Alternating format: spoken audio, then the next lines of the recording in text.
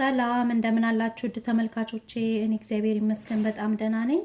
ዛሬ ይዤላችሁ የቀረብኩት በአንድ ቀን የሚደርስ ጣፋጭ የሆነ የማርና የብርቱካን ብርዝ እንዴት አድርጌ እንደማዘጋጅ የሚያሳይ ቪዲዮ ነው። እንደምትወዱት ተስፋ አደርጋለሁ። አብራችሁኝ ቆዩ።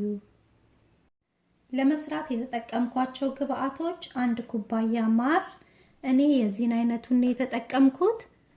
እናንተ በየቤታችሁ ያላችሁን ማንኛውም ማር መጠቀም ትችላላችሁ። 3 ኩባያ ውሃ፣ 1 ኩባያ የብርቱካን ጁስ፣ ግማሽ የሻይ ማንኪያ እርሾ ናቸው።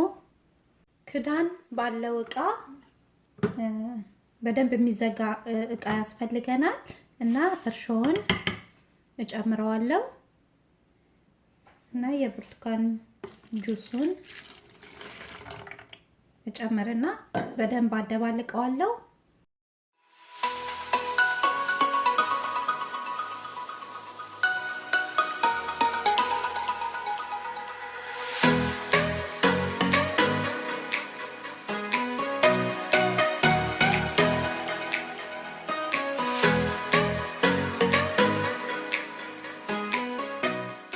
በደንብ እርሾንና የብርቱካን ጭማቂውን ካደባለኩ በኋላ ማሩን እጨምረዋለሁ።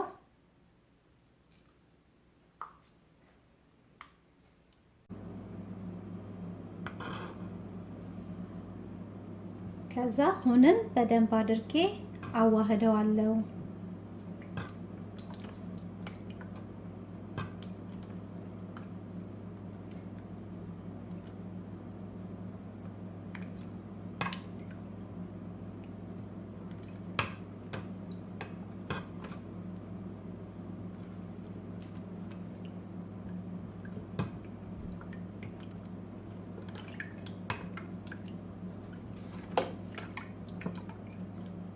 ጣፋጭነቱ በቂ ነው።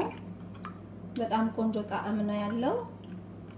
ግን በጣም ጣፋጭ የምትወዱ ከሆነ ስኳር መጨመር ትችላላችሁ።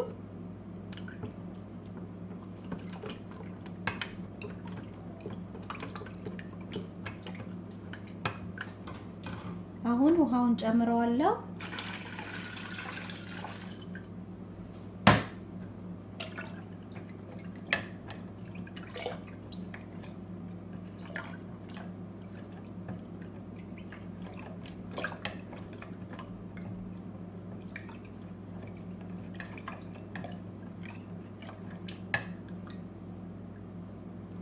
ከዛም በደንብ በሚከደን እቃ ነው የምናደርገው እና በደንብ አድርጌ እከድነዋለሁ።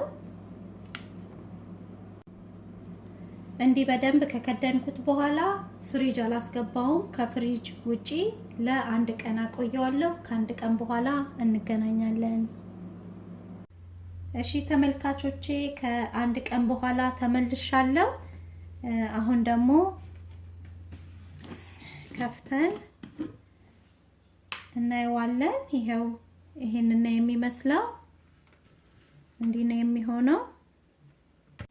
እሺ ማጥለያ አድርጌ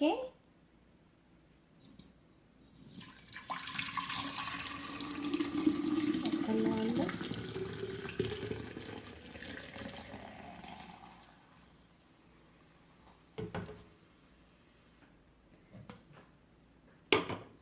እና ብርጭቆአችን ላይ ደግሞ ከለሩ በጣም ነው የሚያምረው። እንደምታዩት ያለምንም እርድ ያለምንም የምግብ ቀለም እንዲህ ቆንጆ የሆነ ከለር ነው ያለው።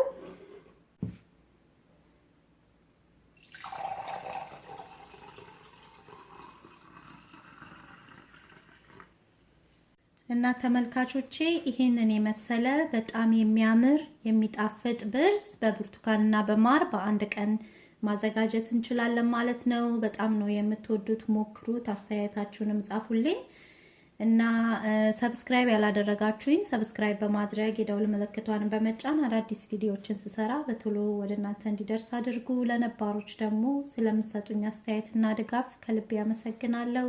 በሌላ ቪዲዮ ደግመን እስከምንገናኝ እግዚአብሔር ሰላም በያላችሁበት ይብዛላችሁ። ደህና ቆዩ።